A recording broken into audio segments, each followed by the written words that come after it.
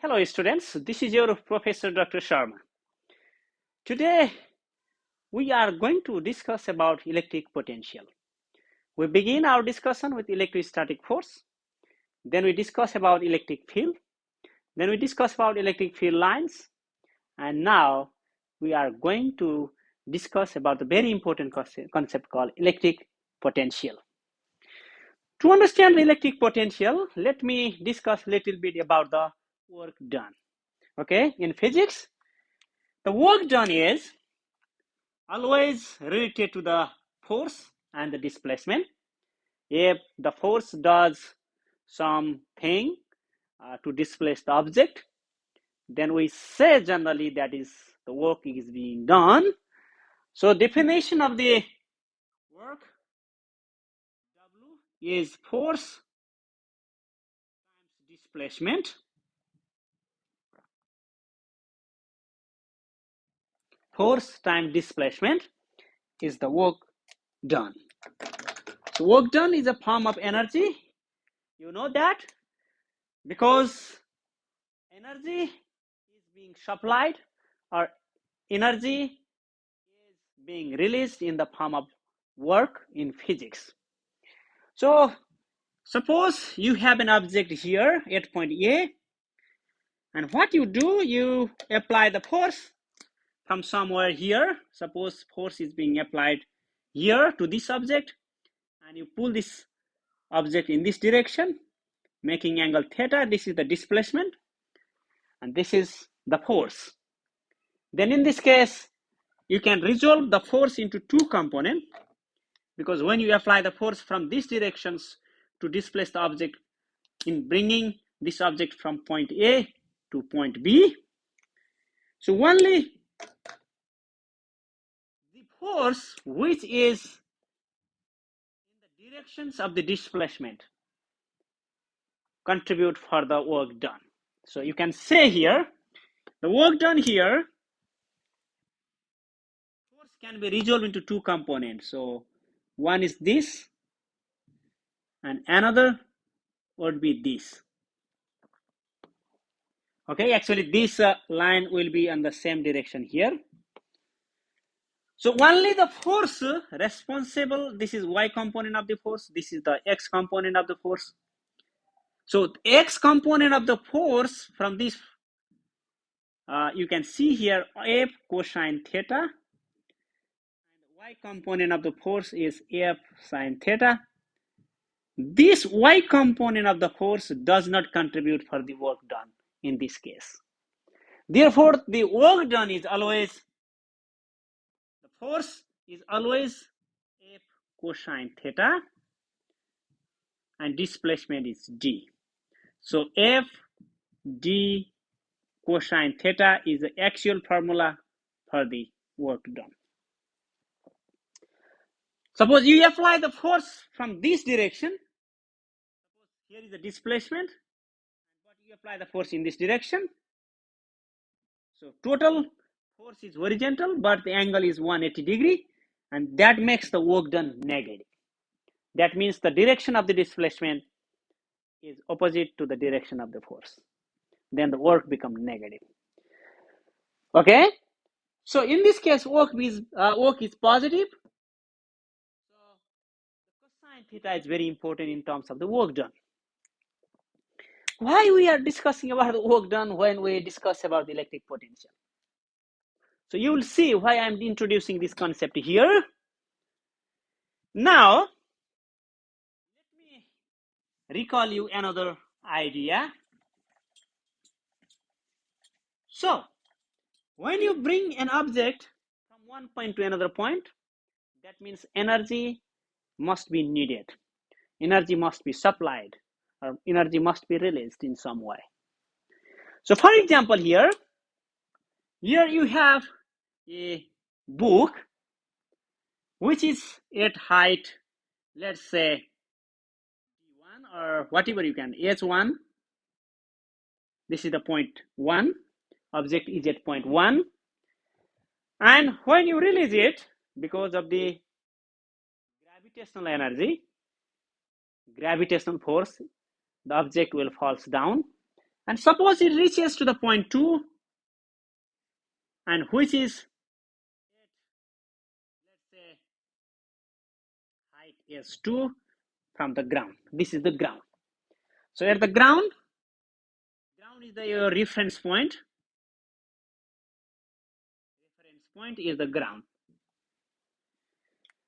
So when the object is at point 1, it has a certain potential energy. That's called the mass times acceleration due to gravity times height from the ground. That is S1. This is S2. Okay. This.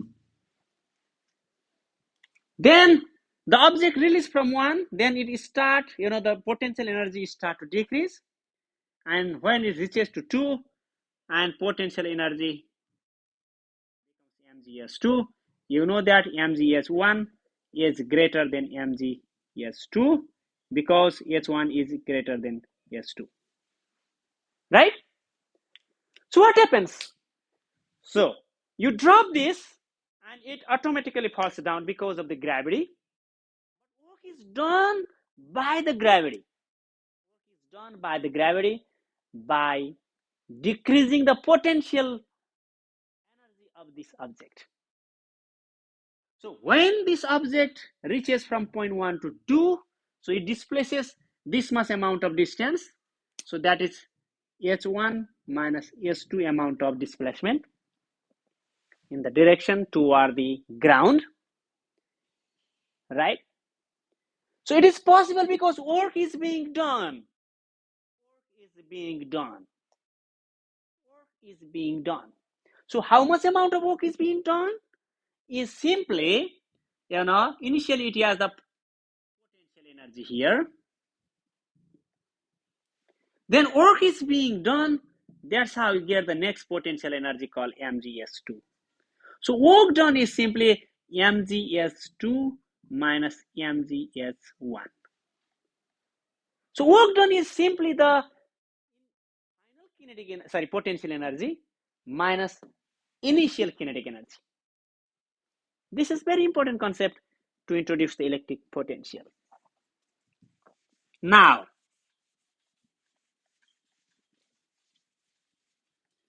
so that means work done is simply the negative of the change in potential energy, right? Change means final minus initial because this is plus, this is minus, so negative here. So negative change in potential energy is called the work. This is another definition for the work done. So as object falls down or move from one place to another place, change its position, kinetic energy start to grow when potential energy start to decrease. So if you express the work done in terms of kinetic energy, it is change in kinetic energy, not negative change in potential energy. This is the quite simple definition for the work done. Now, in place of the ball or the book, since we are talking about the charges, let's pick some charge. One charge here. Suppose you have a charge Q here, currently at point A.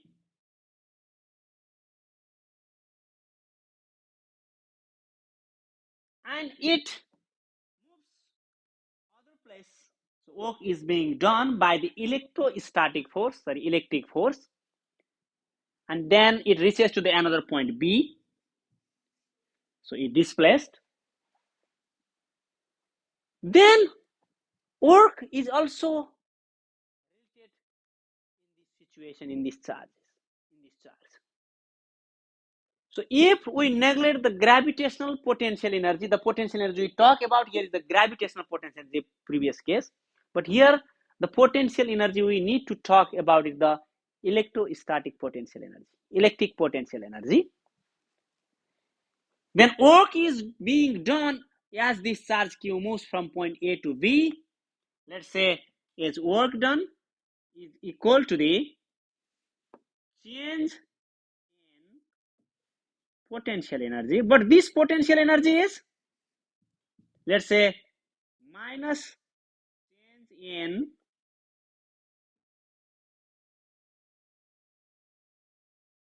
potential energy E.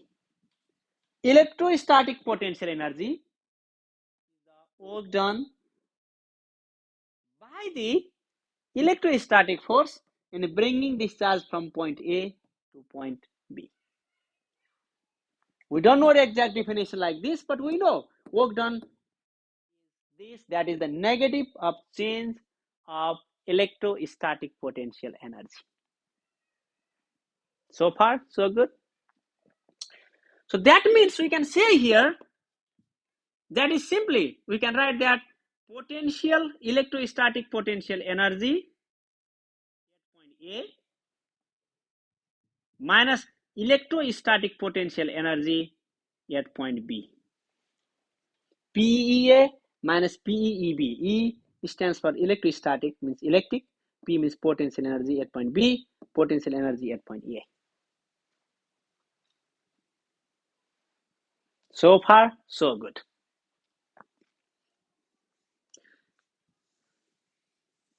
So we begin with the gravitational potential energy. Now we have the electrostatic potential energy, electric potential energy, we call that electric potential energy. Now what happens? Let me write down. What happens?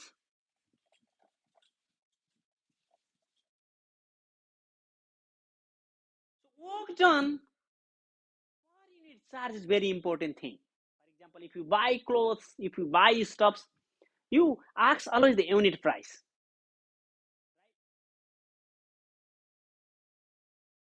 So what happens when unit charge move from A to B? What amount of work is being done? That is actually the important thing. So we can say here the work done per unit charge is equal to the electric potential energy at point A divided by per unit charge minus electric potential energy at point B per unit charge. Right?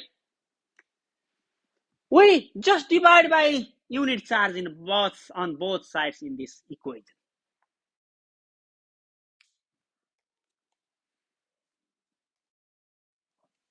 Right? So potential energy, let me write down here.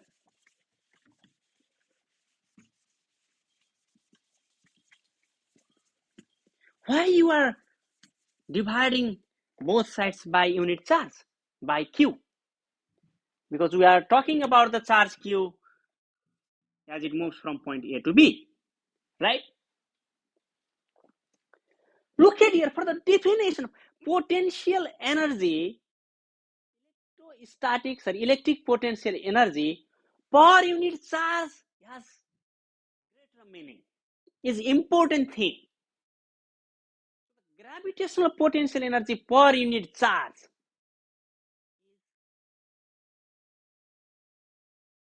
is electric potential. That is electric potential at point A. This is the electric potential at point B. So definition of the electric potential is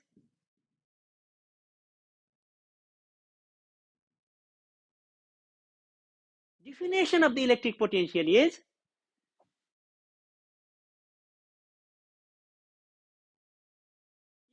potential energy per unit charge. That is electric potential. So what's the unit of electric potential here? So energy in terms of joules per unit,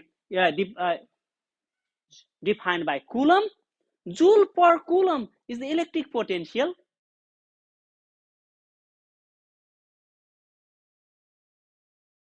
This is the definition of electric potential. So work done per unit charge, let me bring here. So this is the potential at point A. Potential is denoted by V.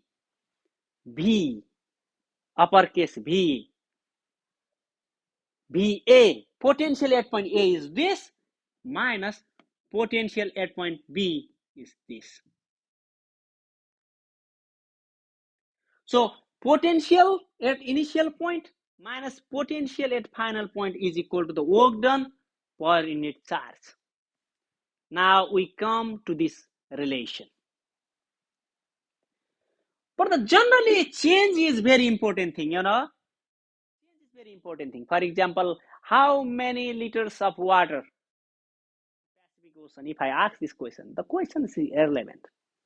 But if you pour 5 liters of water, now you can say that the total volume of the water in Pacific Ocean is changed by 5 liters. So changing, you know, change is very important thing. We notice the changes. Change is very important thing.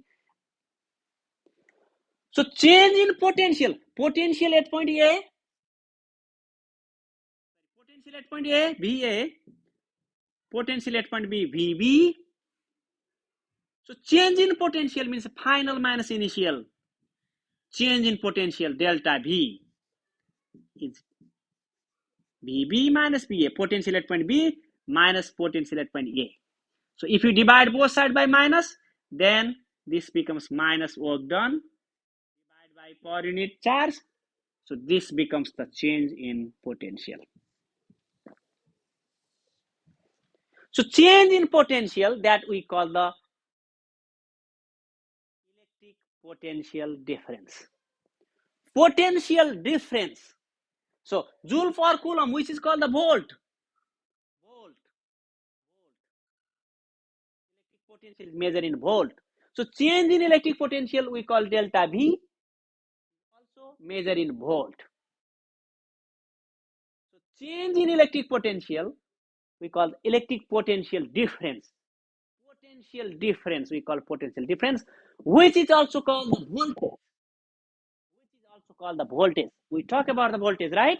We talk about delta V, which is the negative of the work done divided by the charge. So you have a electron here, the charge here, it moves down the wire from point A to B. So you have a voltmeter, measure the electric potential here, VA, measure the electric potential VB. VB minus VA is the watt value you see on the voltmeter. In your power outlet, you have a 120 volt. So you have a 2 points. So one point has a 120 volt, another has a 0 volt. Or difference between these 2 points has 120 volt of the electric potential. So this is the potential difference, or potential difference, or the voltage.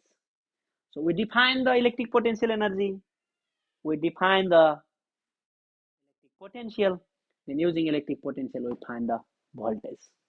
This is very important derivation and very important concept. And why we introduce the electric potential? You see here, work done is scalar quantity. You see here the electric potential is related to the work done. Potential is related to the work done. So electric field, electric force, the vector quantity, and it's very hard to deal with the vector quantity.